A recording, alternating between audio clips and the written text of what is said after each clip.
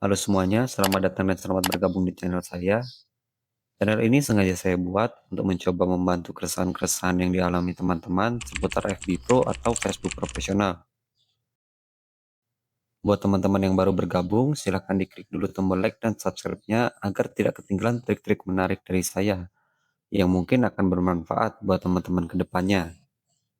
Karena hanya di sini kita akan kupas terus trik menarik seputar Facebook Pro agar konten teman-teman semakin baik dan semakin berkembang setiap harinya, dan juga bisa dimonetisasi seperti yang diharapkan.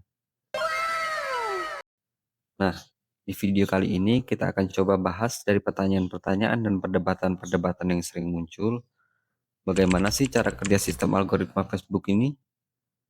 Kenapa sih konten yang sudah terlihat niat dari segi alur video, topik bahasan, sampai editingnya yang sudah bagus, justru penontonnya sepi? Sedangkan konten yang hanya menampilkan foto terus dibubuhin kata-kata ajakan interaksi, justru kontennya ramai dan banyak dapat komentar. Menarik nih. Coba kita bahas. Karena Facebook Pro ini lagi marak-maraknya dibahas. Semua kalangan ikut meramaikan, mulai dari ibu-ibu, bapak-bapak, abang-abang, mbak-mbak, semuanya berlomba-lomba untuk menjadi konten kreator di Facebook. Konten-kontennya menarik, ada yang buat konten masak-masak, ada yang menampilkan kehidupan sehari-hari, ada juga yang menampilkan hobinya. Tapi ada yang simple, dia cuma upload foto terus dibubuhin kata-kata. Yang tulisannya tuh gini, interaksi itu nyata. Kalian nggak akan berkembang kalau kalian nggak mau berinteraksi. Ya nggak?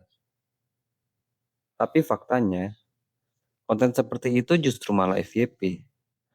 Ada yang komentar dan like-nya tembus sampai ratusan, ribuan, bahkan puluhan ribu. Dan bahkan, ada yang sampai ngasihin uang dari konten seperti itu. Menarik ya? Tapi dari situ tuh mulai muncul banyak perdebatan. Ada beberapa kreator yang juga sampai menentang. Katanya, kalau konten seperti itu tuh nggak ada kreativitasnya. Konten seperti itu cuma ngemis interaksi agar konten mereka naik. Bener nggak sih? Kalau kita lihat dari segi aturan, sebenarnya konten seperti itu nggak melanggar kebijakan dari Facebook, dan itu sah untuk dilakukan. Tapi, kalau kita lihat dari segi adil atau tidaknya, itu memang seperti tidak adil. Karena yang sudah buat konten niat, dibuat dengan sebaik dan sebagus mungkin, bahkan ada beberapa orang yang sampai mengeluarkan modal, justru kontennya sepi. Tapi kenapa? Karena gini, yang namanya kita usaha, yang namanya kita berbisnis, kita harus mempertimbangkan targetnya itu siapa, pembelinya siapa, dan pangsa pasarnya itu siapa. Karena konten kreator ini juga termasuk usaha dan bisnis ya. Nah, di Facebook, banyak orang-orang seperti itu. Orang-orang seperti kalian, yang percaya kalau berinteraksi di foto orang itu, bisa menaikkan postingan kalian juga. Iya kan? Disinilah kenyataannya. Kenapa konten simpel seperti itu yang bisa ramai? Karena banyak target pasarnya. Banyak orang-orang seperti kalian yang percaya dengan kata-kata itu. Dan mereka pintar memanfaatkan target pasarnya dalam berbisnis. Padahal sebenarnya tidak seperti itu. Cara kerja sistem algoritma Facebook itu tidak seperti itu. Tidak semata-mata kalian berkomentar di postingan orang, terus postingan kalian juga ikut bakalan naik. Sistem algoritma Facebook itu seperti ini. Facebook akan terus merekomendasikan postingan yang disukai orang. Semakin banyak dilihat, semakin banyak like, dan semakin banyak komentar, maka semakin bagus dan semakin luas jangkauannya. Jadi intinya, kenapa konten seperti itu bisa ramai? Ya karena kalian sendiri yang membantunya. Karena ketika kalian berkomentar di postingan seperti itu, secara tidak langsung kalian membantu postingan itu supaya semakin luas jangkauannya. Dan justru bukan malah membuat akun kalian semakin dikenal seperti yang kalian pikirkan selama ini.